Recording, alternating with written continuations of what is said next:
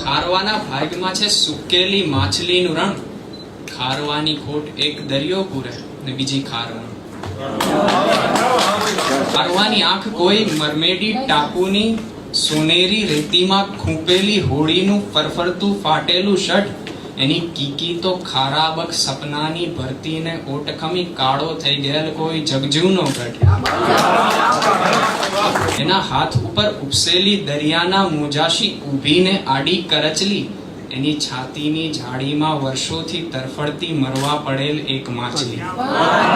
એને એકવાર દરિયાની દુનિયામાં ડૂબેલી જાત બહાર કાઢવાનું મન. ખારવાના ભાગમાં છે સુકેલી માછલીનું રણ.